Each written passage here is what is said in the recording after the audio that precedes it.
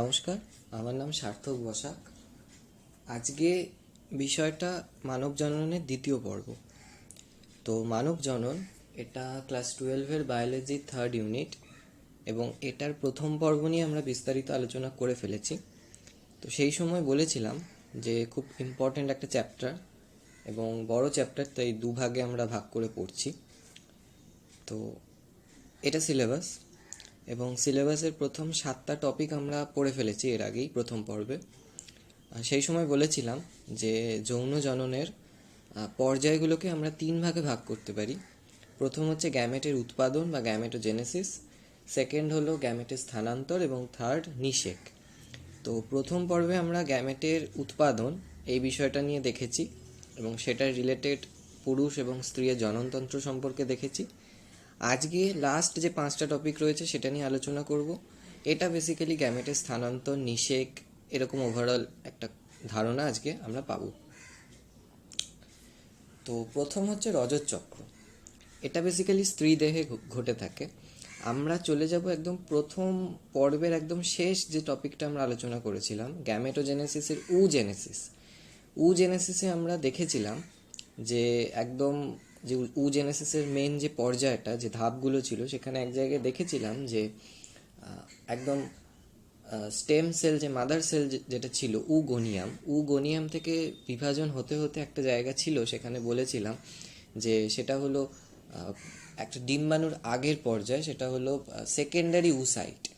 তো secondary oocyte, সেখানে সেটা মিওসিসের মেটাফেজ 2 এই স্তরে সেটা থেমে থাকে।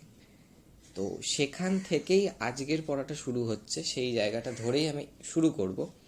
যে ওই যে মেটাফেজ 2-এ সেকেন্ডারি উসাইট থেমে ছিল, সেই সেকেন্ডারি উসাইটটা এটা একটা প্রত্যেক মাসের একটা সাইকেল।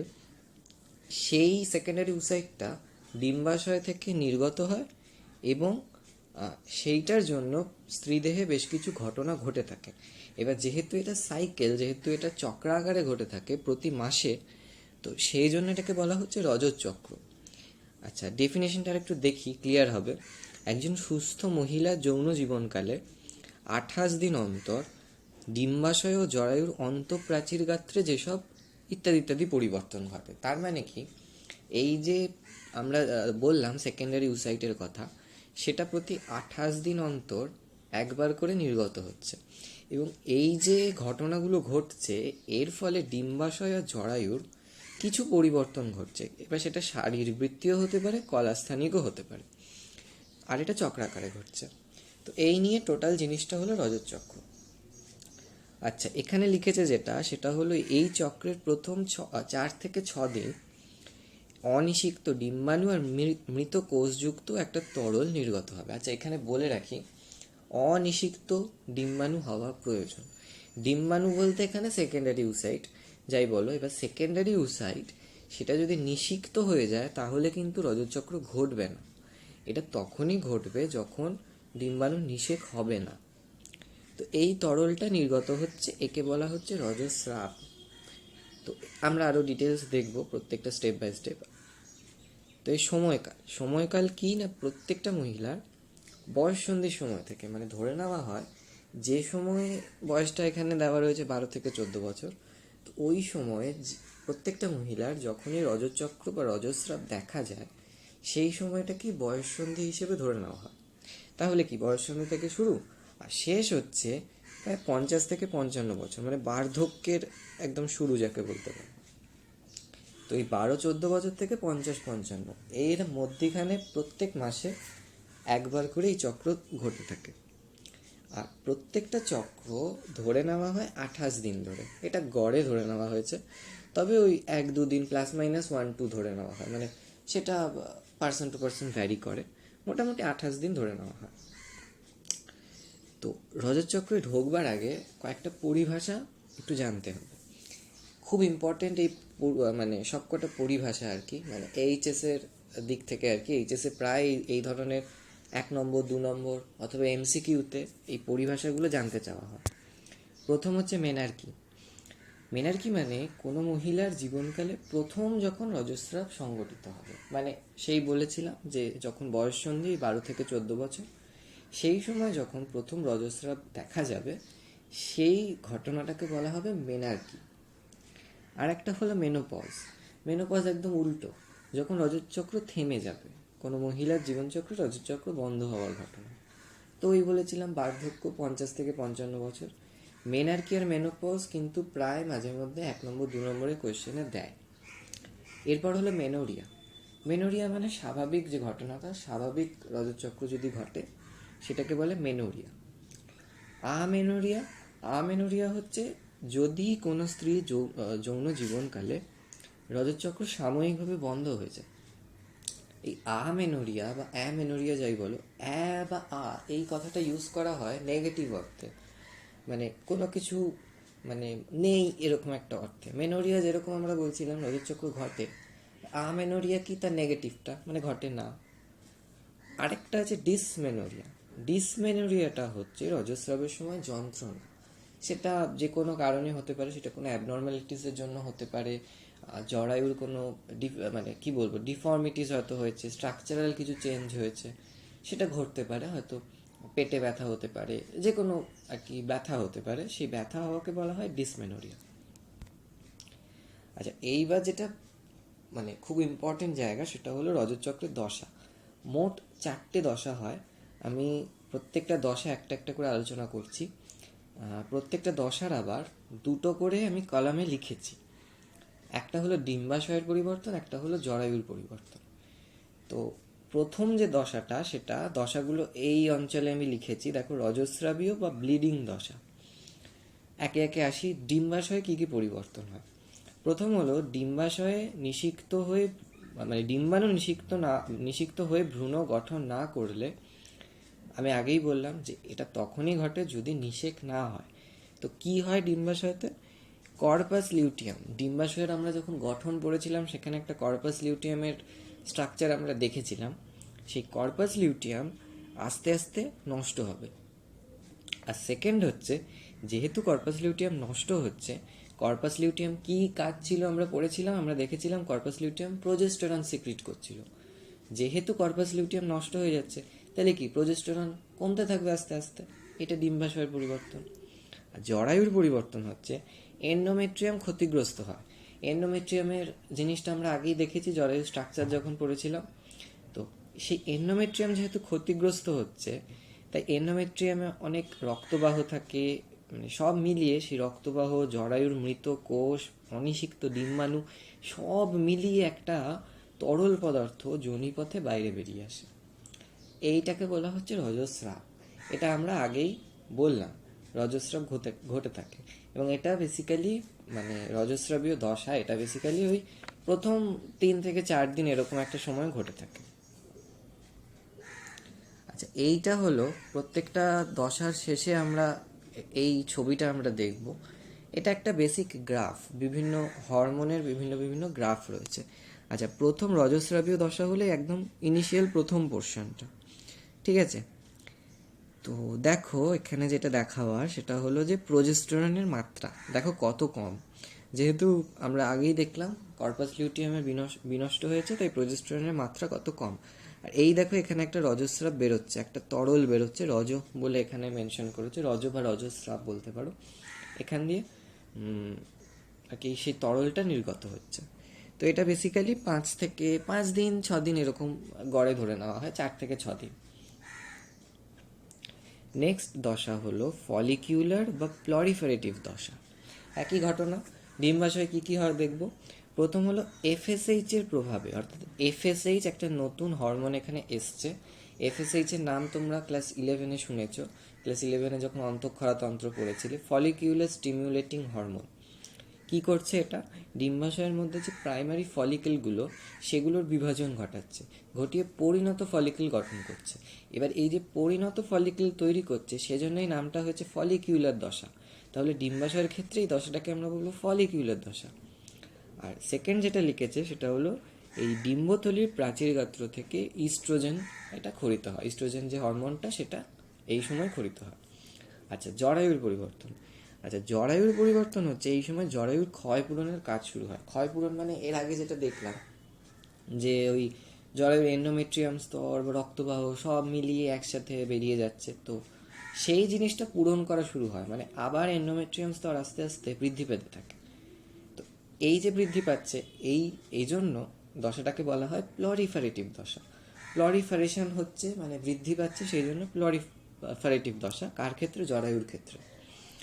আর এখানে দেখলাম ইস্ট্রোজেন সিক্রিট করে। তো ইস্ট্রোজেনের প্রভাবে যেটা হয়, ওই একই ইস্ট্রোজেনই বেসিক্যালি এই হেল্পটা করে জরায়ুর এন্ডোমেট্রিয়াম স্তর পুরু আর গ্রন্থিময় আবার আগের জায়গায় আস্তে আস্তে ফিরে যেতে শুরু করে। তো গ্রাফে দেখো ইস্ট্রোজেন কিন্তু এখানে আস্তে আস্তে বাড়ছে। এই পোর্শনটা যেটা ছিল, এই পোর্শনটা তো ছিল রজস্রাবীয় দশা, আর এই পোর্শনটা হচ্ছে আমাদের নেক্সট যেটা প্লরিফারেটিভ দশা। দেখো ইস্ট্রোজেনের পরিমাণ কিন্তু আস্তে আস্তে বাড়ছে। আর দেখো আস্তে আস্তে এখানে জরায়ুর এন্ডোমেট্রিয়ামও কিন্তু বাড়তে শুরু করেছে, আর পরিণত ফলিকল তৈরি হতে শুরু করেছে। দেখো কত অপরিণত ছিল, আস্তে আস্তে ছোট ছিল, সেটা আস্তে আস্তে বড় হয়ে পরিণত ফলিকল তৈরি করতে শুরু করেছে। তাই তো মানে বলা হয় ফলিকুলার দশা।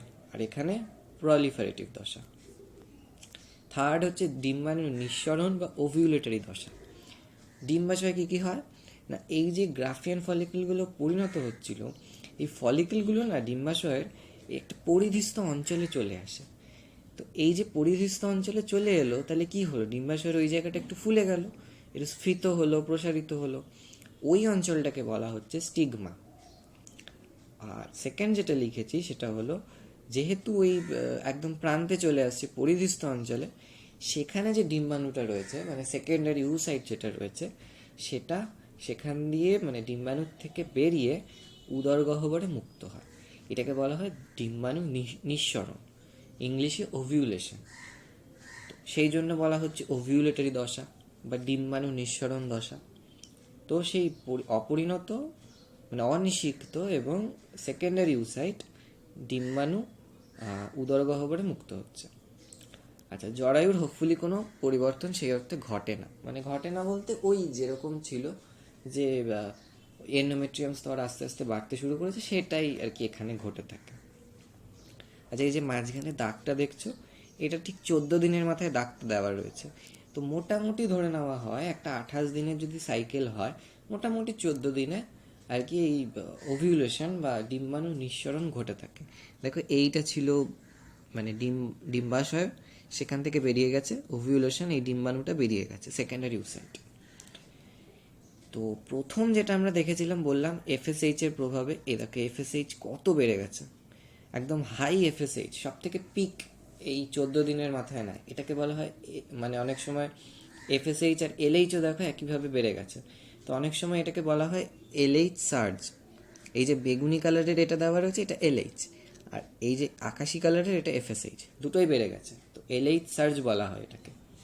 যাই হোক, ইস্ট্রোজেনও কত বেশি, আর এখানে দেখো আস্তে আস্তে জরায়ুর এন্ডোমেট্রিয়ামের ক্ষয়পূরণ শুরু হচ্ছে। তো সেটাই আর কি বেসিক জিনিস। মেন যেটা কথা সেটা হলো ওভিউলেশন। আচ্ছা, লাস্ট যেটা ছিল সেটা হলো লুটিয়াল দশা বা সিক্রেটারি দশা। আচ্ছা, ডিম্বাশয়ে কি হয় না, এলএইচ এর প্রভাব তো আগেই দেখলাম, এলএইচ হলো লিউটিনাইজিং হরমোন। তো এলএইচ এর প্রভাবে যে বিদীর্ণ ফলিকল মানে গ্রাফ মানে যেটা ছিল ডিম্বাণু যেটা বেরিয়ে গেল, বাকিটা যেটা পড়ে থাকলো, সেই ডিম্বাণু বেরিয়ে যাওয়ার পরের অংশটা থেকে বিদীর্ণ ফলিকল যেটাকে বলছে, সেটা থেকে আস্তে আস্তে কর্পাস লিউটিয়াম গঠিত হয়। কর্পাস লিউটিয়াম স্বাভাবিকভাবেই প্রোজেস্টেরন ক্ষরণ করবে, তাই এই সময় প্রোজেস্টেরনের মাত্রা খুব বেশি থাকে। তারপর হচ্ছে যদি নিষেক না ঘটে, যদি নিষেক ঘটে এই সময়টায় ঘটতে পারে, আর যদি না ঘটে তাহলে এই চক্রের শেষের দিক থেকে মানে 28তম দিন প্রায় চলে এলো, তখন একটা নতুন সাইকেল আবার শুরু হচ্ছে। কর্পাস লিউটিয়াম ধীরে ধীরে ক্ষয়প্রাপ্ত হচ্ছে, মানে 28 দিন হয়ে গেছে, নতুন সাইকেল কি না সেই পুরনো জায়গায় আবার ফিরে যাব। মানে সেই প্রথম যেটা দিয়ে আমরা শুরু করেছিলাম রজস্রাবীয় দশা, সেখানে দেখেছিলাম কর্পাস লিউটিয়াম আস্তে আস্তে বিনষ্ট হচ্ছে, অর্থাৎ সেই ঘুরে আবার প্রথম থেকে আবার শুরু হবে একটা সাইকেল। জরায়ুর কি পরিবর্তন হবে, প্রোজেস্টেরন এখানে খুব বেশি থাকে, আগেই বললাম। প্রোজেস্টেরনের কাজ কি না, এন্ডোমেট্রিয়াম স্তরটাকে আস্তে আস্তে মানে ওই রক্ষা করা, মানে বৃদ্ধি করা। তো সেটা করতে থাকবে, এন্ডোমেট্রিয়াম স্তরে আরও বৃদ্ধি ঘটাবে। এবং বলা হয় যেটা সেটা হলো এই যে জরায়ুর এই যে এন্ডোমেট্রিয়াম স্তর, সেটা আগের নর্মাল এন্ডোমেট্রিয়ামের থেকে প্রায় 2 থেকে 3 গুণ পুরু হয়ে যায়। এবার কেন পুরো হয়, যদি এই সময় নিষেক ঘটে তাহলে আমাকে একটা ভ্রূণকে একটা স্পেস দিতে হবে, ভ্রূণ যাতে ঠিক জায়গায় আর কি সংরক্ষিত থাকে। যাই হোক, এবার যদি নিষেক ঘটে তাহলে এই সময় অমরা গঠিত হতে হতে পারে। অমরা কি? অমরা হচ্ছে মায়ের সাথে সন্তানের একটা একটা মানে কানেকশন, যে কানেকশনটা দিয়ে মায়ের দেহ থেকে সন্তান সমস্ত পুষ্টি, অক্সিজেন এগুলো সংগ্রহ করে থাকে। অমরা নিয়ে ডিটেলসে আমরা আরও পরে দেখব। তো যাই হোক, আর যদি নিষেক না ঘটে, নিষেক ঘটলে অমরা গঠন হবে। আর নিষেক যদি না ঘটে তো পরে রজতচক্র আবার শুরু হবে, আবার সেই সাইকেলটা শুরু হবে। আর নিষেক ঘটলে এখানেই থেমে থাকবে, রজতচক্র আর হবে না। এই হচ্ছে ব্যাপার। লাস্ট ছবিটা দেখে নিই। দেখো এখানে কত পুরু হয়েছে, এবং এই দেখো শেষের দিকে মানে এটারই কন্টিনিউয়েশন। এটা যদি একটা সাইকেল ধরে নিতে, এটা তো একটা জাস্ট চৌকো করে দেখানো হয়েছে, কিন্তু এটা তো একটা সাইকেল। মানে এই জায়গাটার সাথে এই জায়গাটা তুমি যদি গোল করে আর কি চোঙার মতো তুমি করে নাও, চোঙের মতো যদি অ্যাটাচ করে দাও, তো এই জায়গাটা একই রকম। দেখো এখান থেকে রজস্রাব শুরু হচ্ছে এই দশের শেষের দিকে, নিষেক ঘটেনি বলে। আর প্রোজেস্টেরনের মাত্রা দেখো, এই যে গাঢ় সবুজ যেটা দিয়েছে, প্রোজেস্টেরনের মাত্রা খুব বেশি। এ দেখো কর্পাস লিউটিয়াম এখানে গঠন হয়েছে। আর যদি নিষেক না ঘটে তাহলে কর্পাস লিউটিয়াম আস্তে আস্তে বিনষ্ট হচ্ছে, এবং এটাই পরে গিয়ে আবার সেই আরেকটা সাইকেল শুরু করবে। তুলনায় এফএসএইচ এলএইচ এখানে কোনো ফাংশন নেই, খুব কম এফএসএইচ এলএইচ রয়েছে। মেন কাজটা করছে প্রোজেস্টেরন। তো এটা গেল রজতচক্রের ব্যাপার। রজতচক্র খুব ইম্পর্টেন্ট একটা কোয়েশ্চেন আসতে পারে। গোটা রজতচক্র বর্ণনা করতে দিতে পারে, 5 নম্বর দিতে পারে, অথবা এক একটা স্টেজ ধরে ধরে, যেমন এটার কথা বললাম, হয়তো বললো লুটিয়াল দশায় কী কী ডিম্বাশয় আর জলবায়ুর পরিবর্তন হয়, তো 3 মার্কসের কোয়েশ্চেন এলো, আসতে পারে। তো এটা ভালো করে তৈরি করতে হবে। আর লাস্ট এটা আমি একটা সাইকেল দেখিয়েছি, এটা বোঝার সুবিধার জন্য কোথায় কি হয় একটু জুম করে দেখলে হয়তো ভালো বুঝতে পারবে। মোট 28 দিনের সাইকেলকে আমরা দেখিয়েছি, 1 থেকে 28। প্রথম 1 থেকে ওই 4 থেকে 6 যেটা বলছিলাম, ওই 7 অবধি এটা এক্সটেন্ড করতে পারে। সেটা হলো রজস্রাবীয় দশা। এই সময় এন্ডোমেট্রিয়াম স্তরের মানে ক্ষরণ হয় এবং রজস্রাব ঘটে থাকে, রজস্রাবীয় দশা দেখলাম। তারপরে আসছি হচ্ছে ফলিকুলার দশাতে 8 থেকে 11 দিনে এন্ডোমেট্রিয়াম পুনরায় পুনর্গঠন হতে শুরু করে। তারপর আসছি হচ্ছে ওভিউলেশন দশা, ওভিউলেটরি দশা। সেখানে 14তম দিনে ওভিউলেশন ঘটে, এখানে 12তম দিন লিখেছে, যাই হোক সেটা ভ্যারি করতে পারে 28 দিনের সাইকেলে। তো এখানে ওভিউলেশন, এখানে তো লিখেই দিয়েছে সাধারণত 14তম দিনে ওভিউলেশন ঘটে। তো যাই হোক, এটা 14তম দিনে ওভিউলেশন ঘটে থাকে। এটা মোটামুটি 12তম দিন থেকে শুরু হয়, সেটার হিসেবে লিখেছে। 12 থেকে 17 দিন অবধি চললো। এবার যদি নিষিক্ত হয়ে যায় ডিম্বাণু, তাহলে তো ভালো কথা, আর কিছু হবে না, এখানেই থেমে থাকবে। যদি নিষিক্ত না হয় পরের স্টেজে ঢুকবে। পরের স্টেজটার নাম হচ্ছে, বেসিক্যালি এইটা একসাথেই আর কি একটা স্টেজ ধরে নিতে পারো। সেটা হলো মানে লাস্ট একদম লিউটিয়াল দশা। লিউটিয়াল দশায় কি হচ্ছে, 18 থেকে 25 বা 26 থেকে 28 সেখানে এন্ডোমেট্রিয়াম স্তর আরও পুরু হচ্ছে, এবং যদি সেটা নিষিক্ত না হয়, ভ্রূণের যদি রোপণ না ঘটে, তাহলে আবার এন্ডোমেট্রিয়াম স্তর ক্ষতিগ্রস্ত হতে শুরু করবে এবং আবার রজস্রাব শুরু হবে। এই হচ্ছে টোটাল একটা সাইকেল। এটা একটুখানি এক ঝলকে দেখে নেওয়ার জন্য সাইকেলটা দেওয়া হলো। এইবার আসি নিষেকে। এতক্ষণ দেখছিলাম রজস্রাব কেন হচ্ছে না, নিষিক্ত না হলে রজস্রাব ঘটে থাকছে। এবার ব্যাপারটা হলো যদি নিষিক্ত হয়ে যায়, এবার নিষেক ব্যাপারটা তাহলে একটু আমাকে জানতে হবে। নিষেক কি? সাদা বাংলায় যদি বলতে হয়, পুংগ্যামেট আর স্ত্রীগ্যামেটের মিলন। এখানে লিখেছে হ্যাপ্লয়েড শুক্রাণু আর হ্যাপ্লয়েড ডিম্বাণুর মিলন।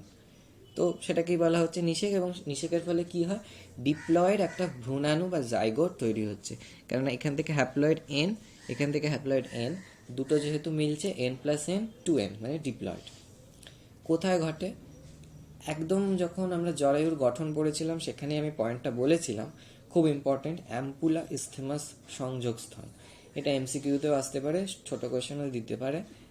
ফ্যালোপিয়ান নালীর অ্যাম্পুলা ইস্থেমাস সংযোগস্থলে নিষেক ঘটে।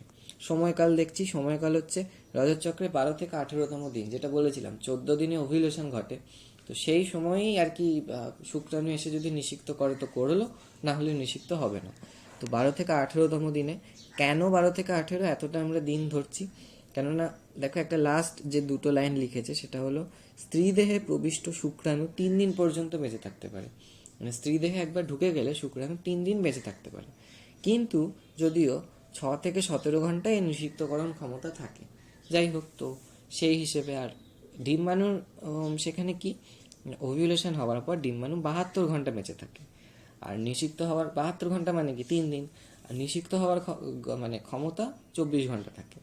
তো সেই জন্যই 3 দিন বা ওই 4 দিন মতো বেশি রাখা হয়েছে, 14 থেকে 3 দিন বাড়ালে 17 দিন, ওই রকম আর কি রাখা হয়েছে, 12 থেকে 18 ধরে নেওয়া হচ্ছে। এবার নিষেকের একটা পদ্ধতি রয়েছে, বেশ কিছু স্টেপ বাই স্টেপ নিষেক আমরা দেখব। এটাও খুব ইম্পর্টেন্ট একটা জিনিস, মানে এটাও কোয়েশ্চেন হিসেবে দিতে পারে 5 নম্বরে নিষেকের পদ্ধতি। তো পয়েন্ট ওয়াইজ আমরা দেখছি। প্রথম হচ্ছে ফ্যালোপিয়ান নালীতে গৌণ উসাইটের অবস্থান। গৌণ উসাইট কি, যেটা আমরা একটু আগে দেখলাম ওভিউলেশন পদ্ধতিতে যেটা বেরোলো, যে ডিম্বাশয়কে বিদীর্ণ করে যে গৌণ উসাইট বেরোলো, সেইটা উদরগহ্বরে মুক্ত হয়ে 12 থেকে 24 ঘন্টার মধ্যে অ্যাম্পুলেতে এসে প্রবেশ করবে। মানে যখন ডিম্বাশয়ের স্ট্রাকচার দেখাচ্ছিলাম এবং জরায়ু স্ট্রাকচার বিশেষ করে যখন দেখাচ্ছিলাম, ওখানে দেখিয়েছিলাম ডিম্বাশয় একটা লিগামেন্ট দিয়ে যুক্ত থাকে এবং ডিম্বাশয় থেকে বেরিয়ে ওটা ওই জরায়ুর ফ্যালোপিয়ান নালীতে প্রবেশ করবে। কিভাবে প্রবেশ করবে? ফিমব্রিজ সঞ্চালনের মাধ্যমে, যেটা বলেছিলাম। তো সেই ওখান দিয়ে ঢুকে অ্যাম্পুলা অংশে এসে আর কি উপস্থিত হবে। এইবার যদি শুক্রাণু প্রবেশ করে, শুক্রাণু যোনিপথে ঢুকে পুরো জরায়ু ট্রাভেল করে গিয়ে পৌঁছবে ওই ইয়ের কাছে, কি বলে, অ্যাম্পুলার কাছে গিয়ে পৌঁছবে। এই যে শুক্রাণু নিষেক স্থলে আগমন হবে, অ্যাম্পুলা ইস্থেমাসের কাছাকাছি একটা অংশে গিয়ে প্রবেশ করবে, আর সেই সময় ওখানে থাকবে ডিম্বাণু। তো বুঝতেই পারছে এবার নিষিক্ত হওয়ার ঘটনা হবে। এইবার শুক্রাণু পৌঁছলো, ডিম্বাণু পৌঁছলো, এ তো বেসিক 3টে পয়েন্ট গেল, এখানে কিছু বলার নেই। এইবারে কিছু ঘটনা ঘটে থাকে, মানে দুটো একেবারে গেল আর মিলিত হয়ে গেল, ব্যাপারটা সেরকম হয় না। তার আগে বেশ কিছু ওদের প্রিপারেশন করতে হয়। কি প্রথম যেটা হয় সেটা হলো ক্যাপাসিটেশন, 4th পয়েন্ট। ক্যাপাসিটেশন সেটা হলো যে ডিম্বনালী জরায়ু যোনির গাত্র থেকে, মানে স্ত্রী জননতন্ত্রের যে পার্টগুলো রয়েছে সেই গাত্র থেকে এক রকমের তরল নিঃসরণ করে। এগুলো কেন নিঃসরণ করে না, এই তরলগুলোর কাজটা হলো শুক্রাণুর যে অ্যাক্রোজোম আমরা দেখেছিলাম শুক্রাণুর গঠনে। দেখো প্রথম পর্বে আমরা যা যা দেখেছিলাম সবগুলো কিন্তু রিলেটেড। এই জন্যই প্রথম পর্বের আমরা স্ত্রী জননতন্ত্র এবং পুরুষ জননতন্ত্র একসাথে এত ডিটেলসে পড়েছিলাম। সব জিনিসটা কিন্তু এখানে কাজে লাগবে। তো শুক্রাণু স্ট্রাকচারও এখানে কাজে লাগছে। দেখো শুক্রাণু স্ট্রাকচারে দেখেছিলাম ওপরে একটা টুপির মতো অংশ রয়েছে, অ্যাক্রোজোম টুপি বলে। তো সেই অ্যাক্রোজোমটাকে গলিয়ে দিতে হবে। কেন গলাতে হবে না, এই অ্যাক্রোজোমটা বেসিক্যালি কোলেস্টেরল এবং গ্লাইকোপ্রোটিন দিয়ে আর কি বানানো হয়ে থাকে। কেন গলাতে হবে না, আমার তো মেন চাই নিউক্লিয়াসটা। যে নিউক্লিয়াসে আমার ক্রোমোজোম রয়েছে, এর নাম্বার অফ ক্রোমোজোম যেখানে রয়েছে, একটা 22টা অটোজোম রয়েছে এবং এক্স অথবা ওয়াই একটা সেক্স ক্রোমোজোম রয়েছে। তার জন্য আমাকে ওপরের অংশটা তো গলিয়ে দিতে হবে, না হলে আমার নিউক্লিয়াস বেরোবে কী করে? সেই কাজটা করে দিল, এটাকে বলা হচ্ছে ক্যাপাসিটেশন। এরপরে অ্যাক্রোজোম বিক্রিয়া হয়, মানে এটা গেল স্ত্রী জননতন্ত্র থেকে একটা রস বেরিয়ে সেটা পুরুষ জননতন্ত্রের মানে পুং গ্যামেটের শুক্রাণুর ওপরের অংশটা গলিয়ে দিল। এইবার যেটা হবে, পুং জননতন্ত্রের পুং গ্যামেট একটা রস আর কি সিক্রিট করবে। যে রসটা ক্ষরণ করলে কি হবে না, স্ত্রী জননতন্ত্র এবার কাজ করবে। কি করবে না, স্ত্রী জননতন্ত্র আমরা যখন ডিম্বাণুর গঠন দেখেছিলাম, সেখানে দেখেছিলাম করোনা রেডিয়েটা। আমি বলেছিলাম বাইরের একদম সেল, যেখানে মাল্টি সেলুলার একটা ব্যাপার, মাল্টি লেয়ার রয়েছে সেখানে, সেই করোনা রেডিয়েটার কোষগুলোকে ওটা নষ্ট করবে, মানে গলিয়ে দেবে যাকে বলবে, যাতে করে সহজে শুক্রাণুটা ডিম্বাণুর মধ্যে ঢুকতে পারে। এটা হলো বেসিক কাজটা। তো এইটাকে বলা হয় অ্যাক্রোজোম বিক্রিয়া, যেহেতু এটা অ্যাক্রোজোম করে থাকে। তো অ্যাক্রোজোম থেকে কি উৎসেচকটার নাম? হায়ালিউরোনিডেজ। এই উৎসেচকটার নাম আমরা আগেও দেখেছি যখন অ্যাক্রোজোম পড়েছিলাম। তো সেই হায়ালিউরোনিডেজ এটা করোনা রেডিয়েটার স্তরটাকে ভেঙে ফেলবে, মানে বিনষ্ট করবে। 6 নম্বর হচ্ছে পলিস্পার্মি প্রতিরোধ। পলিস্পার্মি কি? পলিস্পার্মি হচ্ছে আমরা জানি যে একটা ডিম্বাণু একটা শুক্রাণু দ্বারাই নিষিক্ত হতে পারে। এটাকে বলা হচ্ছে মনোস্পার্মি, একটাই স্পার্ম নিষিক্ত করবে। এইবার হতে তো পারে, কেননা আমার বীর্যটা যোনিপথে ঢুকছে, সেই বীর্যে মানে লাখ লাখ শুক্রাণু রয়েছে। তাহলে এবার মাথায় আসতে পারে যে লাখ লাখ শুক্রাণু কেন একটা শুক্রাণু গিয়ে নিষিক্ত করছে?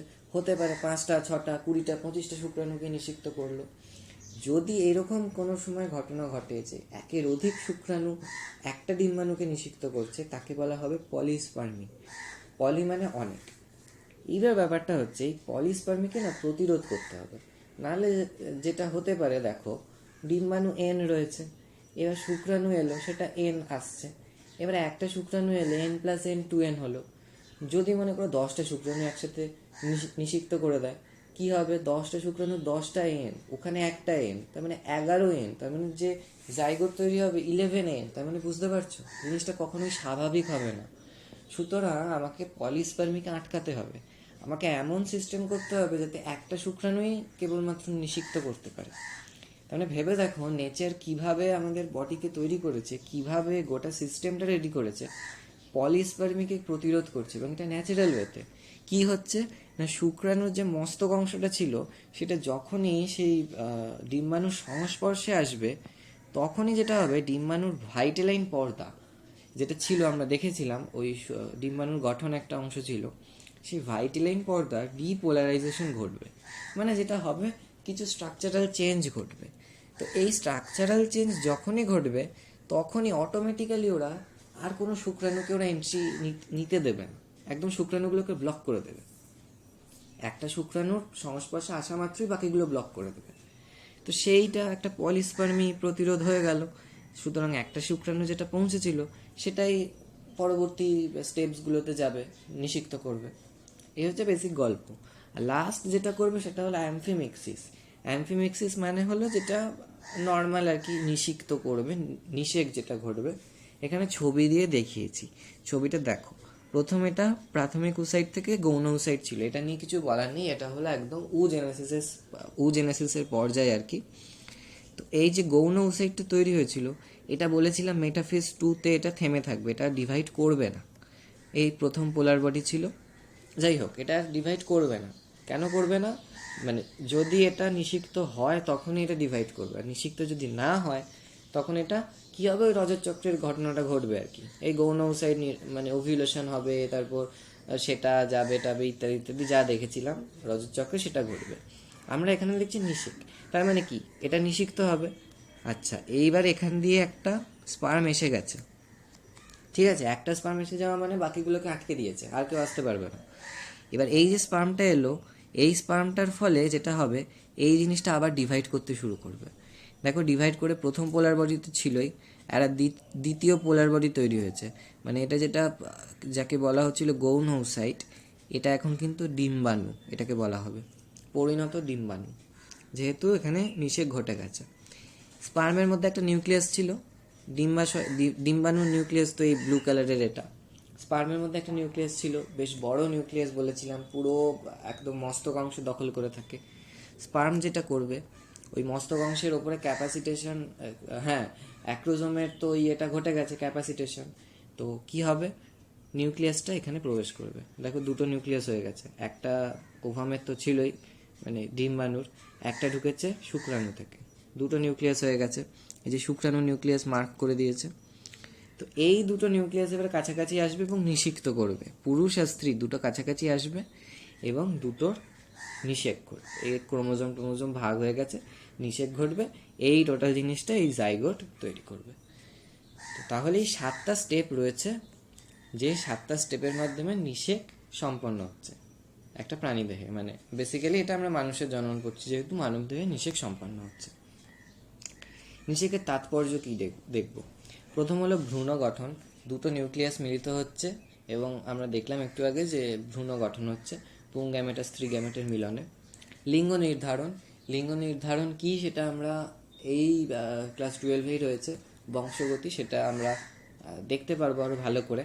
আপাতত জেনে রাখো যে এই যে পুরুষের দেহে যে এক্স আর ওয়াই ক্রোমোজোম ছিল, সেটার কোনটা ঢুকছে স্ত্রী দেহে, কোনটা ফার্টিলাইজ করছে, নিষিক্ত করছে, সেটার উপরে আমরা ভ্রূণের লিঙ্গ ডিপেন্ড করছে, সেটা ছেলে হবে না মেয়ে হবে।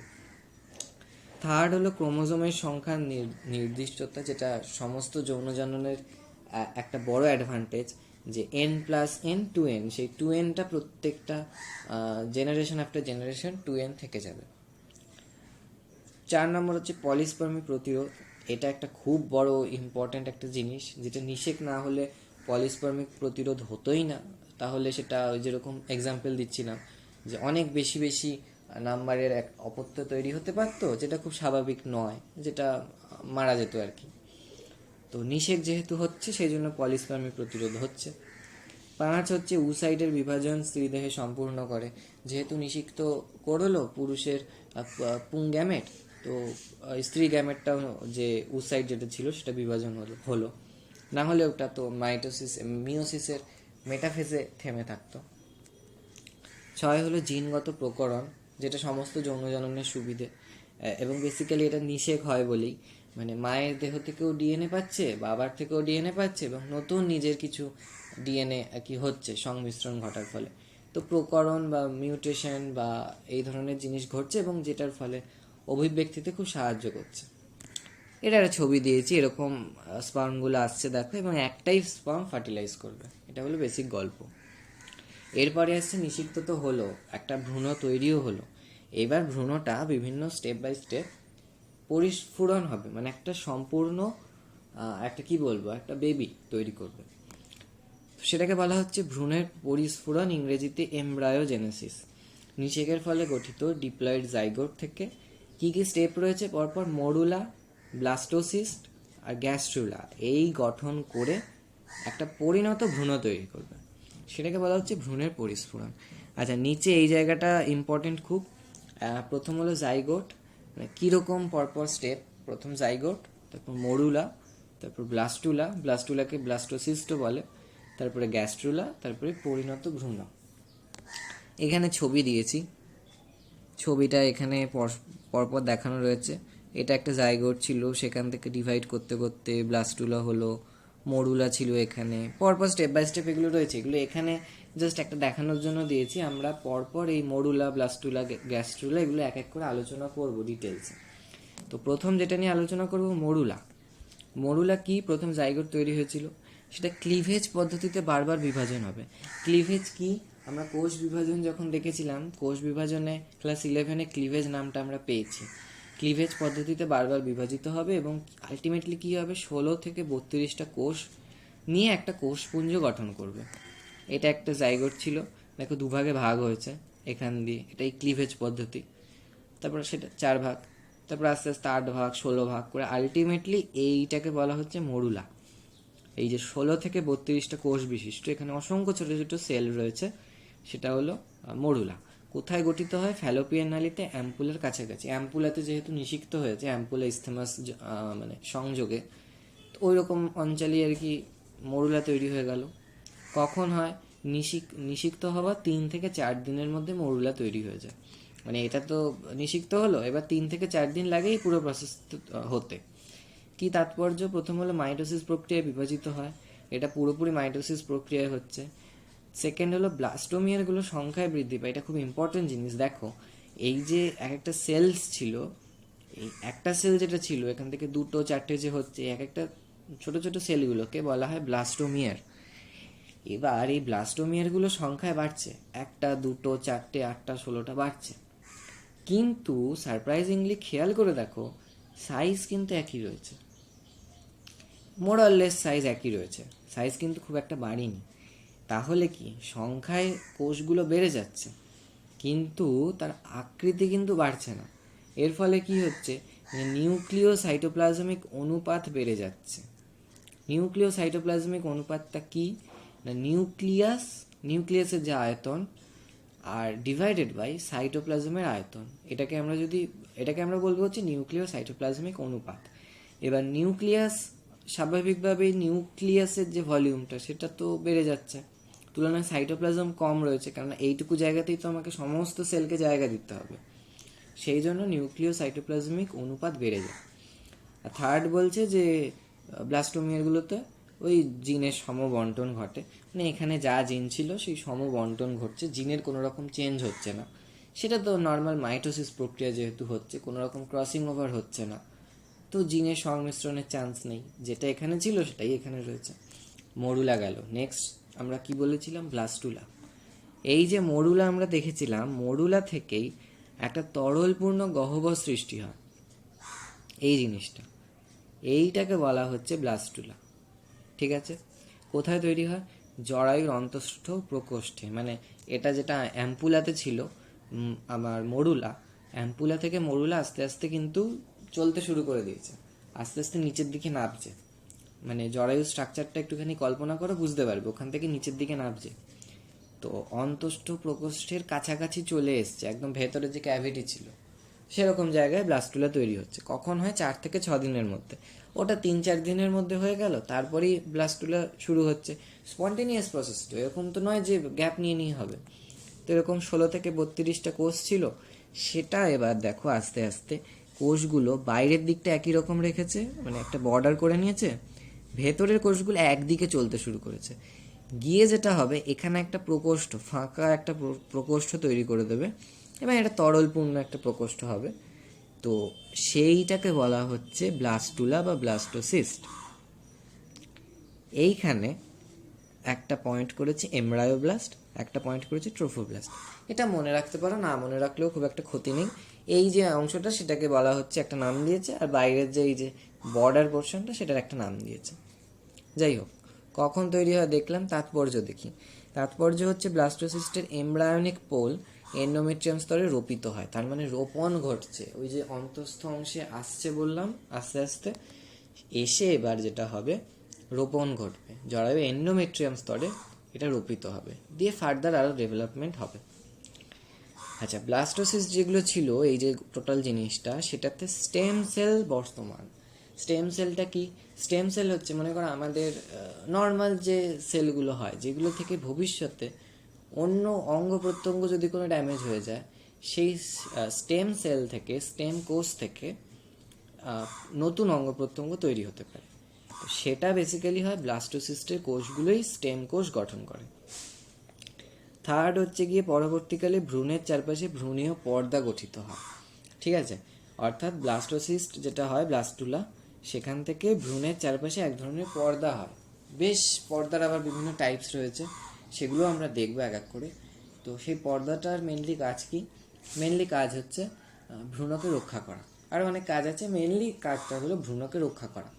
তো এখনও সেটা নিয়ে ডিটেলসে বলছি না, পরে যখন আসবে দেখতে পাবে। 4 হচ্ছে এইচসিজি হরমোন সিক্রেট করে। এইচসিজির কথাটা এর পরেও আসবে আরেকবার। এইচসিজির পুরো নাম হচ্ছে হিউম্যান কোরিওনিন গনাডোট্রপিন। এইচসিজির কাজটা আমি এখন এই মুহূর্তে বলছি না। এইচসিজি সিক্রেট করে ব্লাস্টুলা, এটা জাস্ট জেনে রাখো, এরপরে আবার আসবে তখন আমি পুরো ডিটেলসে বোঝাচ্ছি। আচ্ছা, ব্লাস্টুলা এবার কি বলেছিলাম, ব্লাস্টুলা রোপিত হচ্ছে। তাহলে এবার ভ্রূণের রোপণ সম্পর্কে একটু দেখি।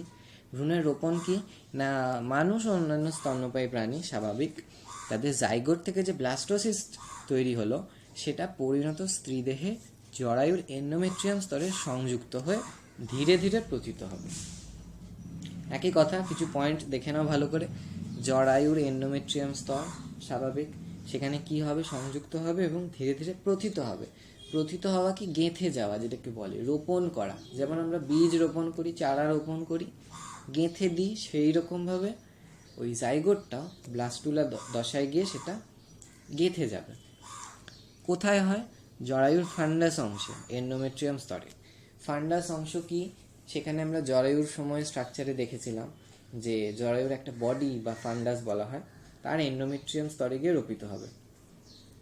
সময়কাল, সময়কাল হচ্ছে 7ম দিনে শুরু হয় আর 12 দিনে সম্পূর্ণ হয়, মানে প্রায় 5 দিন ধরে রোপণের পর্যায়টা চলে। 7ম দিনে শুরু, 12 শেষ। আচ্ছা, এইবার যেটা, সেটা হলো একটা টার্ম ছোট জেনে রাখো, সেটা হলো একটোপিক রোপণ। একটোপিক রোপণ মাঝে মধ্যে এইচএসে এসছে, এর আগেও আমি দেখেছি, মানে ছোট 2 নম্বরে কোয়েশ্চেন দেয়, একটোপিক রোপণ কি। একটোপিক রোপণটা কিছুই নয়, যে আমরা নর্মাল রোপণের কথা বলেছিলাম সেটা কোথায় হচ্ছিল, আর জরায়ু এন্ডোমেট্রিয়ামে। এবার এন্ডোমেট্রিয়াম ছাড়া যদি অন্য কোনো জায়গায় হয়, কোথায় কোথায় এখানে দিয়েছে দেখো, ডিম্বাশয় হতে পারে, ফ্যালোপিয়ান নালীতে হতে পারে, কখনো কখনো উদর গহ্বরেও হয়ে যেতে পারে। প্রপার জায়গা পেল না, যেখানে সেখানে বসে গেল, সেটা যদি হয় সেটাকে বলা হয় একটোপিক রোপণ। এবং সবথেকে খারাপ যেটা ব্যাপার, সেটা হলো একটোপিক রোপণ হলে যে ভ্রূণ তৈরি হয়, সেই ভ্রূণ কিন্তু বাঁচে না, মানে সেখান থেকে সন্তানের বিকাশ ঘটে না। ঘটলেও হয়তো অ্যাবনর্মাল কিছু হতে পারে এবং বেশি দিন বাঁচবে না সেই সন্তান। সুতরাং এটাকে বলা হচ্ছে একটোপিক রোপণ। 2 নম্বরে দিলে ছোট 2টো পয়েন্ট যথেষ্ট। আচ্ছা, রোপণ হয়ে গেছে, নেক্সট তাহলে কি বলা হবে? গর্ভাবস্থা। গর্ভাবস্থা কি? যখনই রোপণ হয়ে গেল, অন্তঃস্থ প্রকোষ্ঠে রোপণ যখনই হয়ে গেল, সেই রোপণ থেকে শুরু করে ভ্রূণের সেটা গঠন, সেটা বিকাশ এবং সর্বোপরি সেটা হলো একটা পূর্ণাঙ্গ সন্তানের জন্ম দেওয়া। টোটাল জিনিসটাকে বলা হচ্ছে গর্ভাবস্থা, প্রেগনেন্সি। মানে একদম ভ্রূণের গঠন থেকে একদম ভ্রূণের মানে একদম সন্তানের জন্ম দেওয়া। টোটাল সময়টা কতক্ষণ? প্রায় বলছে 280 দিন মতো। মানে একদম ডিম্বাণুর নিষেক যখন হচ্ছে সেই সময় থেকে শুরু করে সন্তান জন্ম দেওয়া, টোটাল প্রসেসটা গড়ে 280 দিন বলছে। 280 দিন মানে কত হচ্ছে? ওই 8 মাসের একটু 9 মাসের একটু বেশি হচ্ছে, 9 মাসের বেশি সময়। এবার কারোর কারোর ক্ষেত্রে কম হতে পারে, বেশি হতে পারে, ভ্যারি করতে পারে। আচ্ছা, আমরা পড়েছিলাম ব্লাস্টুলা অবধি শেষ হয়েছিল, মাঝে এত কিছু দেখলাম। ব্লাস্টুলা এবার কী হবে? গ্যাস্ট্রুলা তৈরি করবে। এখানে ছবি দিয়েছে, এই যে ব্লাস্টুলা আস্তে আস্তে গ্যাস্ট্রুলা তৈরি করছে। গ্যাস্ট্রুলা কি না, এই ব্লাস্টোমিয়া নামক কোষের চলনে একটোডাম, এন্ডোডাম, মেসোডাম, 3টে জার্ম স্তর তৈরি হবে। এই 3টে জার্ম স্তর খুব পরিচিত আমাদের। আমরা ক্লাস 11-এর একদম প্রথম দিকের চ্যাপ্টারে এগুলো দেখেছি। আমরা যখন অ্যানিম্যাল কিংডম পড়েছিলাম তখন এই জিনিসগুলো আমরা প্রত্যেকটা প্রাণীর ক্ষেত্রে আলাদা আলাদা করে দেখেছি। কারোর একটোডাম, কারোর মেসোডাম থাকে না, শুধু একটো এন্ডো, কারোর মেসোডাম থাকে উন্নত প্রাণীদের। তো মানুষের তো উন্নত প্রাণী, একটো এন্ডো, তার মাঝে মেসো থাকবে। তো সেই 3টে স্তর আলাদা করে এই সময় গ্যাস্ট্রুলা স্তরে বোঝা যায়, সৃষ্টি হয়। তো সেটাকে বলা হচ্ছে গ্যাস্ট্রুলা। ছবিতে দেখো 3টে আলাদা আলাদা স্তর আমরা এখানে দেখিয়েছি, একটোডাম, এন্ডোডাম, মেসোডাম। এখানে আস্তে আস্তে তৈরি হচ্ছিল প্রারম্ভিকে, এবং যখন সেটা পরিণত হলো একটো, এন্ডো, মেসো 3টে আলাদা আলাদা তৈরি হয়েছে। কোথায় হয়? জরায়ুর অন্তঃস্থ প্রকোষ্ঠে। স্বাভাবিক, সেখানে তো অলরেডি রোপণ হয়েই গেছে। তো কখন ঘটে? নিষেক সংঘটিত হওয়া 10 থেকে 12 দিনের মধ্যে। ঠিক আছে, এবার তাৎপর্য কি? 3টে আলাদা আলাদা স্তর তৈরি হচ্ছে। এবার এই 3টে স্তর থেকেই পরবর্তীকালে বিভিন্ন কলা, অঙ্গতন্ত্র গঠন হবে। ধরো কথার কথা রেচনতন্ত্র, রেচনতন্ত্র গঠন হবে। এবার সেটা একটো, এন্ডো, মেসোর মধ্যে কোনো একটা স্তর থেকে তৈরি হবে। তার মানে বাকি যে অঙ্গতন্ত্রগুলো রয়েছে সমস্তটাই একটো, এন্ডো, মেসো থেকে তৈরি হবে। ঠিক আছে, তো এই জিনিসটা টোটালটা হবে প্রত্যেকটা। সেটা শ্বসনতন্ত্র হতে পারে, সেটা পরিপাকতন্ত্র হতে পারে, স্নায়ুতন্ত্র হতে পারে, এরকম তৈরি হচ্ছে। এটাই তাৎপর্য। একটা পূর্ণাঙ্গ মানুষের আমাদের যে তন্ত্রগুলো রয়েছে সেগুলো এখান থেকেই প্রত্যেকের সৃষ্টি হচ্ছে। আচ্ছা, এবার আসছি ভ্রূণের পর্দা। একটু আগেই ভ্রূণস্থ পর্দা আমরা শুনেছি টার্মটা। তো বহিস্থ ভ্রূণস্থ পর্দা, বহিস্থ ভ্রূণীয় পর্দা যেটা, সেটা কি না, ভ্রূণের চারপাশে একটা আবরণ। 4 ধরনের পর্দা হয়। প্রথম হচ্ছে কোরিয়ন, আমরা একে একে ছবিতে দেখব। কোরিয়ন কি না, এটা একটা কোরিয়নিক গহ্বর হয়, সেই কোরিয়নিক গহ্বরকে ঘিরে থাকে। এর কাজ বেসিক্যালি মায়ের দেহ থেকে অক্সিজেন আর পুষ্টির দ্রব্য সন্তানকে আর কি সন্তানের কাছে পৌঁছে দেওয়া, এবং সন্তানের যে বিপাকজাত দূষিত পদার্থ, মানে সন্তানের যে কোষগুলোতে বিপাক হচ্ছে এবং দূষিত পদার্থ তৈরি হচ্ছে, সেটা মায়ের দেহে প্রেরণ করা, যাতে মায়ের দেহের মাধ্যমে সেটা বাইরে বেরিয়ে যায় আর কি। তো অ্যামনিয়ন, কোরিয়ন দেখলাম আমরা। কোরিয়নের ছবিটা দেখি। কোরিয়ন কোথায় রয়েছে? এই যে কোরিয়ন, এটা হলো কোরিয়ন। আচ্ছা, এটা যে ছবিটা দিয়েছি না, এটা আমি যেটা দেখিয়েছি এটা হলো আর কি পাখির ক্ষেত্রে। ঠিক আছে, পাখি বা মুরগি এদের ক্ষেত্রে আমি দেখিয়েছি। আমি মানুষের খুব একটা ছবি খুঁজে পাইনি। তো যেহেতু পাখির দেখিয়েছি, বাইরে এই একটা ডিম দেখিয়েছে ওরা। ঠিক আছে, শেল মানে ডিমের যে বাইরের অংশটা সেটা দেখিয়েছে। এবার মানুষের ক্ষেত্রে তো আর ওইভাবে ডিম হয় না, সুতরাং বাইরের এই জায়গাটা তোমরা ইগনোর করো। তোমরা যেটা দেখবে এই অংশটা, এই অংশটা সবার ক্ষেত্রে একই হয়, মানে সেটা পাখির ক্ষেত্রেই হোক বা স্তন্যপায়ীদের ক্ষেত্রে। ঠিক আছে, এই অংশটা হচ্ছে ভ্রূণ, মানে যেটা মানুষের মতোই অনেকটা দেখতে লাগছে। আমি মানুষেরটা পাইনি বলেই পাখিরটা দিলাম, যাই হোক। তো এইটা হলো কোরিয়ন, বাইরের একদম আবরণ যেটা ছিল, বাইরের আবরণ, সেটা হলো কোরিয়ন। এরপর অ্যামনিয়ন। অ্যামনিয়ন হচ্ছে গিয়ে একটা ওরকমই একটা প্রকোষ্ঠ যেটার মধ্যে অ্যামনিওটিক তরল ভরা থাকে, অ্যামনিওটিক তরল পূর্ণ হয়, এবং এটা ভ্রূণকে ঘর্ষণজনিত আঘাত থেকে রক্ষা করে। আচ্ছা, অ্যামনিয়নের ছবিটা দেখব। অ্যামনিয়ন কি? একদম ভ্রূণ যেটা ছিল, ভ্রূণটা একদম বাইরে দেখো অ্যামনিয়ন।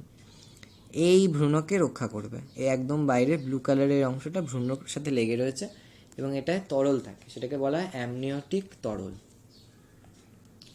থার্ড হচ্ছে অ্যালান্টয়েস। অ্যালান্টয়েস হচ্ছে এন্ডোডার্ম আর মেসোডার্মের মধ্যবর্তী একটা পর্দা, যেটা কি করে না অমোরা বা আম্বেলিকাল কর্ড এটা তৈরি করে। অমোরা এর পরেই আমরা জাস্ট দেখবো অমোরা কি। তো অমোরা নিয়ে এর আগেও একবার এসেছিল। যাই হোক, সেটা আম্বেলিকাল কর্ড গঠন করে। এবার এদের কাজটা কি? এদের কাজ হলো ভ্রূণের শ্বসন, পুষ্টি, রেচন যা যা করার, বেসিক্যালি সবার কাজটাই অনেকটা একই রকম, সেইটা অ্যালান্টয়েস করে থাকে। অ্যালান্টয়েসের ছবি দেখব, এই যে এই অংশটা অ্যালান্টয়েস বলে মার্ক করেছে, এবং দেখো এখানে রক্তবাহটাহ সমস্ত রয়েছে অ্যালান্টয়েস।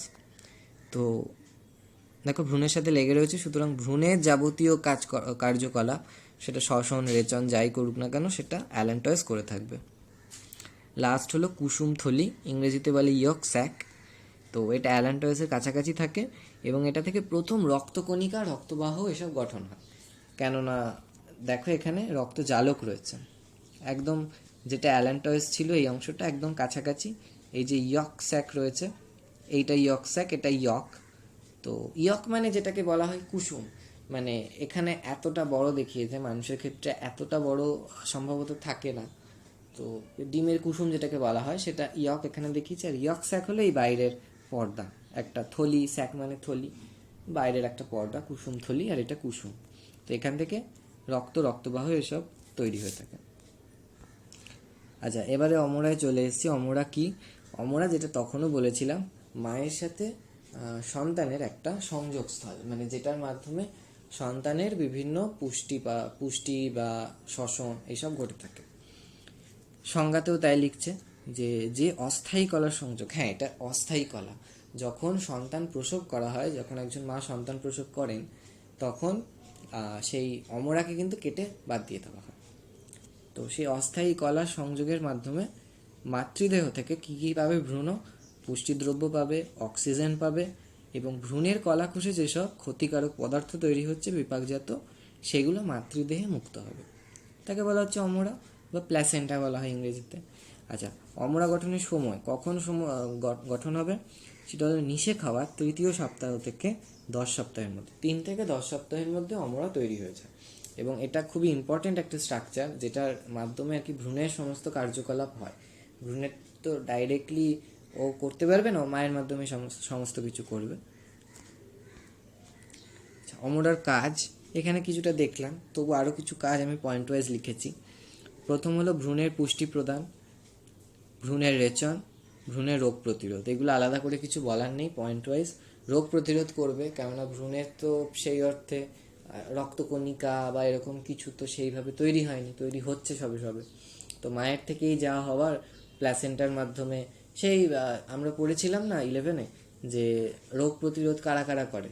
সেই মানে রক্তকণিকার কিছু রয়েছে, নিউট্রোফিল রয়েছে, সেখানে লিম্ফোসাইট, মনোসাইট এগুলো রয়েছে, অথবা কিছু অ্যান্টিজেন, অ্যান্টিবডি সেগুলোও রয়েছে। সেগুলোও কিছু কিছু অমরার মাধ্যমে ভ্রূণের দেহে পাস করে আর কি ভ্রূণের দেহে পৌঁছে যায়। তো রোগ প্রতিরোধ করে। গ্যাসীয় আদান প্রদান, সঞ্চয়, পরিপাক আর অন্তঃক্ষরা কার্য। অন্তঃক্ষরা কার্যটা একটু ইম্পর্টেন্ট, বাকিগুলো নিয়ে আমাদের খুব একটা কিছু ভাববার নেই। অন্তঃক্ষরা কার্য হচ্ছে এই যে অমরা বা প্ল্যাসেন্টা কিছু হরমোন ক্ষরণ করে। সেই হরমোনগুলো খুব ইম্পর্টেন্ট। কাদের জন্য? মায়ের জন্য। ভ্রূণের জন্য ইম্পর্টেন্ট, মায়ের জন্য ইম্পর্টেন্ট, মায়ের বেশি করে ইম্পর্টেন্ট, কেননা মা যেহেতু সন্তানকে ধারণ করেছে, সুতরাং মায়ের বডির বিভিন্ন চেঞ্জেসগুলো রাখা, সেইগুলো খুব ইম্পর্টেন্ট। তো সেই জন্য অমরার একটা অন্তঃক্ষরা কার্য রয়েছে।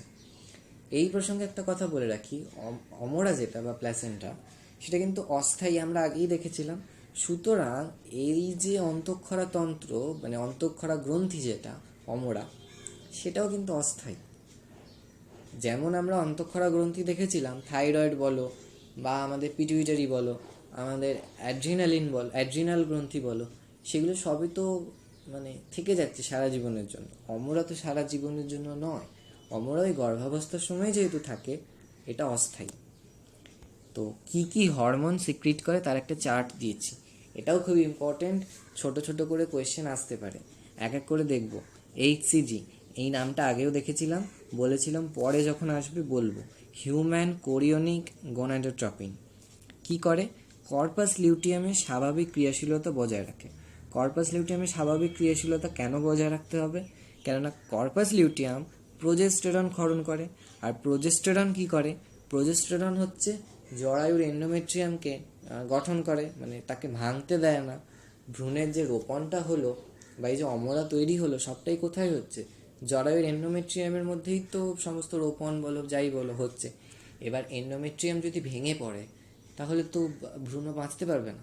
সুতরাং আমার কর্তব্য এটাই যে এন্ডোমেট্রিয়ামকে কি ঠিকঠাক রাখা, সেটা করে প্রোজেস্টেরন। আর প্রোজেস্টেরনকে সিক্রিট করে কর্পাস লিউটিয়াম, কর্পাস লিউটিয়ামকে স্বাভাবিক রাখে এইচসিজি। এত গল্প। সেকেন্ড হলো HPL, human placental Lactogen. Placental Lactogen কেন? যেহেতু প্ল্যাসেন্টা থেকে বেরোচ্ছে। এবার কি করে? মায়ের স্তনগ্রন্থির বৃদ্ধি ঘটায় এবং দুগ্ধ ক্ষরণে সাহায্য করে।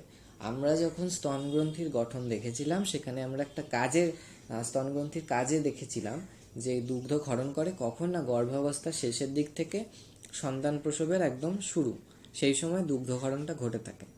তো সেই দুগ্ধ ক্ষরণ এবং স্তনগ্রন্থির বৃদ্ধি ঘটানো এইচপিএল করে থাকে। তারপরে একটা হরমোন আছে কোরিওনিক থাইরোট্রপিন, অতটা ইম্পর্টেন্ট নয়, বাট কি কাজ করে? থাইরয়েড গ্রন্থিকে উদ্দীপ্ত করে। মায়ের যে থাইরয়েড গ্রন্থি তাকে উদ্দীপ্ত করে। কেন করে? যাতে থাইরক্সিন ক্ষরণ হয়। কেন থাইরক্সিন ক্ষরণ হয়? যাতে থাইরক্সিন মায়ের বিপাকক্রিয়া নিয়ন্ত্রণ করতে পারে। সব পয়েন্ট ওয়াইজ, সবই লজিক্যাল। কেন হচ্ছে? না মায়ের বিপাকক্রিয়াকে নিয়ন্ত্রণ করতে পারে। কেননা মাকে সেই সময় একসাথে দুটো জীবের বিপাক নিয়ন্ত্রণ করতে হচ্ছে। মানে সন্তানের থেকেও যে বিপাকজাত দূষিত পদার্থ বেরোচ্ছে সেটাও মায়ের দেহে জমা হচ্ছে, মায়ের নিজের বিপাকজাত ইয়েগুলো জমা হচ্ছে, সব মিলিয়ে যাতে এই কন্ট্রোলটা থাকে সেইটা করছে থাইরক্সিন। এরপর প্রোজেস্টেরন। প্রোজেস্টেরনের কথা তো আগেই বললাম, যেটা কর্পাস লিউটিয়াম ক্ষরণ করে।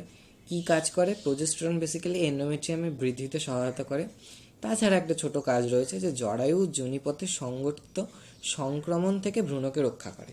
মানে জরায়ু বা যোনিপথে, যেহেতু যোনিপথ ওপেন একটা জায়গা, যে কোনো সময় যে কোনো ব্যাকটেরিয়াল ইনফেকশন তো ঘটতেই পারে, সুতরাং সেটা যাতে কোনোভাবে ভ্রূণকে এফেক্ট না করে সেটা আর কি সুনিশ্চিত করে প্রোজেস্টেরন। তা এত কিছু করছে, এবং তার থেকেও বড় কথা যেটা এন্ডোমেট্রিয়াম স্তর, এত ইম্পর্ট্যান্ট একটা স্তর যেটা রোপণে সাহায্য করছে, তাকে রক্ষা করছে। এই জন্য একে বলেই দেওয়া হয় প্রেগনেন্সি হরমোন। অর্থাৎ খুব ইম্পর্টেন্ট হরমোন প্রোজেস্টেরন এবং এইচসিজি, যেটা অমরা নিঃসরণ করে। মানে একদম স্পেসিফিক্যালি বলতে গেলে এইচসিজি খুব বেশি বেশি করে অমরা নিঃসরণ করে, প্রোজেস্টেরন কিছু কিছু নিঃসরণ করে, অমরা কিছু কিছু করে, কর্পাস লিউটিয়াম, সব মিলিয়ে মোট কথা খুব ইম্পর্টেন্ট প্রোজেস্টেরন। ইস্ট্রোজেন। ইস্ট্রোজেনও আমরা খুব অল্প পরিমাণে নির্গত করে আর কি। ইস্ট্রোজেন তো বেসিক্যালি আমরা দেখেছিলাম ডিম্বাশয়ের ফলিকলগুলো ইস্ট্রোজেন ক্ষরণ করে, অমরা কিছুটা করে। কি কাজ? না জরায়ুর প্রাচীর গাত্রকে প্রসারিত করতে আর স্তনগ্রন্থির গ্রন্থিময় কলা বৃদ্ধি করতে, যাতে দুগ্ধ ক্ষরণটা যাতে ভালো হয়, সেটা ইস্ট্রোজেন। লাস্ট হলো রিল্যাক্সিন। রিল্যাক্সিনও অমরা খুব মানে কি বলবো, বেসিক্যালি অমরা যে যে হরমোনগুলো ক্ষরণ করে তার মধ্যে ইম্পর্টেন্ট হলো এইচসিজি আর রিল্যাক্সিন। সত্যি কথা বলতে এগুলোই, বাকিগুলো অন্যান্যরাও করে, আর এইচপিএলও অমরাই একমাত্র করে, মানে এক্সক্লুসিভলি অমরা করে। তো রিল্যাক্সিনের কাজ কি? না এইটা কাজে লাগে হলো সন্তান প্রসবের সময়। সন্তান প্রসবের সময় আমাদের যে সার্ভিক্স অঞ্চলটা আছে, মায়ের দেহের যে সার্ভিক্স অঞ্চল, সেইখানে এক ধরনের কি বলবো এক ধরনের কি বলবো মেকানিজম এক ধরনের থাকে। মানে সেটা মায়ের অস্থি নিয়ে, মায়ের সব কিছু নিয়ে থাকে, সেটাকে বলা হয় একসাথে পিউবিক সিম্ফাইসিস। সেই পিউবিক সিম্ফাইসিসের একটা প্রসারণ ঘটানো, সেই যে সেখানকার যে কলা, সেই কলাগুলোকে একটুখানি মানে নরম করা, একটুখানি কি বলবো, যাতে খুব সহজে ভ্রূণ সেই যোনিপথে সেই বার্থ ক্যানেল দিয়ে যাতে বেরোতে পারে, যাতে সন্তান প্রসবটা খুব ভালো মতো হতে পারে। সেই জন্য সেখানকার অস্থিগুলোকে বলো, সেখানকার কলাগুলোকে বলো, একটুখানি স্থিতিস্থাপক করা বা সেটাকে প্রসারণ করা, সেই কাজগুলো করে থাকে রিল্যাক্সিং। তো এই গেল ওভারঅল অমরার একটা স্ট্রাকচার। এবার আসছি সন্তান প্রসবের ব্যাপারে। সন্তান প্রসব কি? না একদম যে নিষিক্ত হয়েছিল, সেটার পরে যে একটা পূর্ণ গঠিত যে ভ্রূণ, সেই পূর্ণ গঠিত ভ্রূণ বা শিশু, সেইটা অমরা সমেত প্রসব পথের বাইরে বেরোবে, অমরা সমেত বেরোবে। এরপর অমরাটাকে কেটে বাদ দিয়ে দেওয়া হবে, কিন্তু যখন বেরোবে তখন অমরা সমেত। সেটা প্রসব পথের মাধ্যমে। প্রসব পথ কি আমরা আগেই দেখেছি, বার্থ ক্যানাল বা যোনি পথ, যখন সেটা প্রসবের কাজে লাগে তাকে বলা হয় প্রসব পথ। এটাকে বলা হচ্ছে সন্তান প্রসব। আচ্ছা, কখন হয়? বেসিক্যালি মানে গর্ভাবস্থার একদম শেষে, মানে 280 দিন আমরা দেখেছিলাম, তো সেইটার পরে সেটা যখনই শেষ হয়ে যায় সেই পিরিয়ডটা, তারপরই একটা পেন ওঠে, একটা ব্যথা ওঠে, সেই সময় নর্মাল সন্তান প্রসব করা হয়। তো এই যে প্রসবের ঘটনা, এটা স্নায়ুতন্ত্র আর অন্তঃক্ষরাতন্ত্রের যৌথ ক্রিয়ায় ঘটে। মায়ের স্নায়ুতন্ত্র আর অন্তঃক্ষরাতন্ত্র একসাথে ঘটে। তো কি মেকানিজম? এই হচ্ছে পুরো মেকানিজমটা আমি এখানে দেখিয়েছি। আচ্ছা, 2 ধরনের হরমোনকে কাজে লাগানো হয়। প্রথম হলো রিল্যাক্সিন, আর সেকেন্ড হলো অক্সিটোসিন। রিল্যাক্সিন কি করে? একটু আগেই দেখলাম যে পিউবিক সিম্ফাইসিসের প্রসারণ এবং সার্ভিক্সের প্রসারণ, যাতে খুব সহজে সন্তান প্রসব করানো যেতে পারে। আর অক্সিটোসিনের কাজ কি? বেসিক্যালি এটা জরায়ুর প্রাচীর গাত্রে সংকোচন ঘটায়। জরায়ুর সংকোচন যখন ঘটবে সেটা একটা পজিটিভ সিগন্যাল দেবে। পজিটিভ সিগন্যাল কি? এই যখনই জরায়ু সংকোচন ঘটবে সেটা অক্সিটোসিনকে সিগন্যাল দেবে আরও বেশি বেশি অক্সিটোসিন সিক্রিট করানোর। আরও বেশি অক্সিটোসিন যদি সিক্রিট করে তাহলে জরায়ু আরও সংকুচিত হবে। তার মানে কি, দুটো হরমোন কিভাবে কাজ করছে দেখো। এটা কাজ করলো জরায়ুকে সংকুচিত করছে, মানে ভ্রূণকে ঠেলছে জরায়ু থেকে। আর রিল্যাক্সিন করছে এই শেষের যে পিউবিক সিম্ফাইসিস, সেটাকে হালকা করছে। তো দুটো মিলে সন্তান প্রসব হয়। এখানে একটা ছবি দিয়েছি, প্রথমে মাথা বেরোবে, তারপর গোটা বডিটা বেরিয়ে আস্তে আস্তে অমরা সমেত একটা পরিণত পূর্ণাঙ্গ শিশু জন্ম হবে। তো একজন শিশুর জন্মের প্রায় 30 দিন লাগে মাতৃদেহে জরায়ুর স্বাভাবিক অবস্থায় ফিরে আসতে, কেননা এই সময় জরায়ু অনেকটা স্ফীত হয়ে যায়, অনেকটা জায়গা নিয়ে আর কি রাখে, যেহেতু সন্তানকে আমাকে জায়গা দিতে হবে। 30 দিনের মধ্যে ব্যাপারটা নর্মাল হয়ে যায়। এরপর যেটা লাস্ট আমাদের টপিক, সেটা হলো দুগ্ধ নিঃসরণ বা ল্যাকটেশন। এটা কি না, গর্ভধারণের একদম শেষ পর্যায়ে সন্তান প্রসবের পরে বিশেষ করে মায়ের স্তনগ্রন্থি থেকে দুগ্ধ ক্ষরণ শুরু হয়। তো এই জিনিসটাকে বলা হয় দুগ্ধ নিঃসরণ। কখন? বারবার করেই বলা হচ্ছে গর্ভাবস্থার শেষ দিক থেকে শুরু হয়, কিন্তু সন্তান প্রসবের পর এটা ভালোভাবে ঘটে। তো এই 6 থেকে 12 মাস এই দুগ্ধ নিঃসরণ ঘটে থাকে। মানে একজন মা 6 থেকে 12 মাস নিজের সন্তানকে নিজের মায়ের দুধ খাওয়াতে পারবে। একটা ছোট টার্ম এখানেও, কলোস্ট্রাম। কলোস্ট্রামও খুব ইম্পর্টেন্ট, মাঝে মধ্যে কোয়েশ্চেন আসে। কি না, সন্তান প্রসবের পর 24 থেকে 72 ঘন্টার মধ্যে মায়ের দেহে এক ধরনের দুধ বের হয়, সেটা হলো খুব গাঢ় হলুদ রঙের আর খুব প্রোটিন সমৃদ্ধ, একদম প্রথম মায়ের দুধ।